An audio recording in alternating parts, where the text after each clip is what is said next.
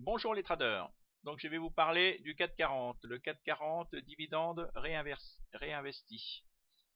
Alors, il faut commencer toujours par le mois, toujours par l'unité de temps supérieure.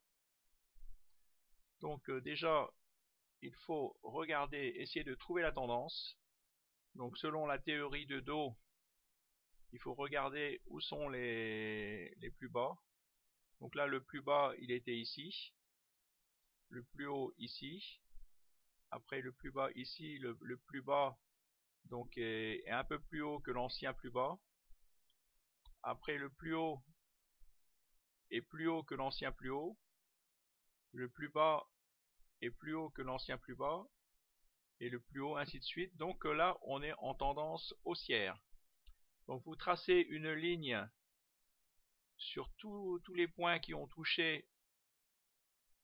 Cette ligne, ça devient un support oblique. Tous les points ont touché sur cette ligne, vous voyez. Il faut que cette ligne ait été touchée minimum 3 fois. Après, vous tirez une ligne à l'horizontale. Vous voyez que là, elle a été touchée aussi 1, 2, 3, 4, 5 fois. Ici aussi. Si ça a été touché que 2 fois, vous voyez, c'est pour ça que j'ai pas tiré une ligne ici dans le haut, parce qu'elle n'a été touchée que 2 fois.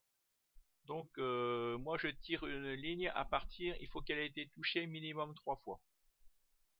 Voilà, donc là, toutes mes lignes horizontales et obliques ont été tirées sur mon unité de temps supérieure mensuelle. Après, je passe à l'unité inférieure en hebdo.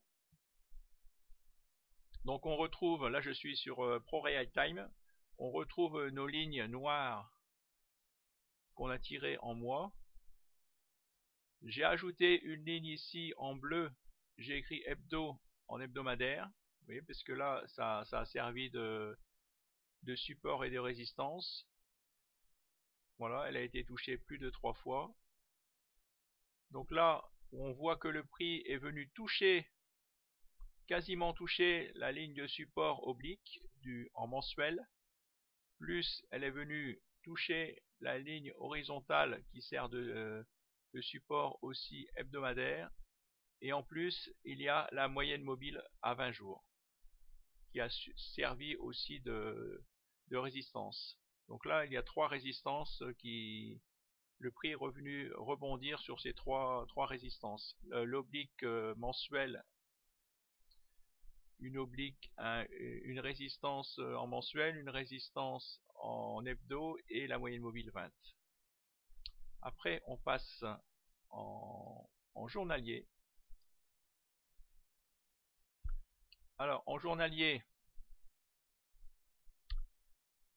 donc là, on retrouve notre oblique mensuel. Donc, tant que le prix n'est pas passé sous cet oblique mensuel, on est toujours en tendance haussière.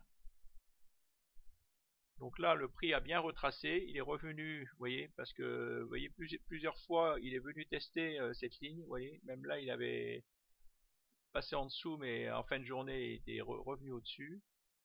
Là, il est venu retester cette ligne, vous voyez, par 1, 2, 3 fois. Et là, il est en train, vous voyez, le prix va venir tester cette ligne. Et tant que le prix n'a pas passé sous cette ligne mensuelle,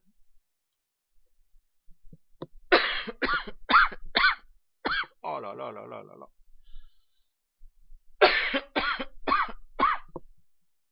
Donc nous sommes en tendance haussière. Donc là j'ai ajouté des nouvelles lignes, j'ai ajouté une nouvelle ligne horizontale en journalier, je l'ai mis en marron. J'ai ajouté une nouvelle ligne, puisque là c'est pareil, ça a été touché plus de 3 fois, un nouvel oblique, et là l'oblique, vous voyez, la ligne oblique, elle est en marron, et elle est au-dessus des prix. Ça veut dire que en journalier, nous sommes en tendance baissière, mais ça s'appelle un repli. Ça s'appelle un repli parce que la tendance supérieure, elle est haussière. Par contre, là, on arrive à un croisement. là, vous voyez, il y a plusieurs croisements. Ça fait un triangle qui se resserre. Et ce qu'il faudra bien regarder, c'est est-ce que le prix va ressortir par le haut ou ressortir par le bas de ce triangle. Voilà, et c'est là, si on ressort par le haut, il n'y a pas de problème, c'est qu'on est toujours en tendance haussière. Si le prix les prix cassent par le bas, ben c'est qu'on passe en tendance baissière. Voilà, bonne journée, à bientôt, merci, au revoir.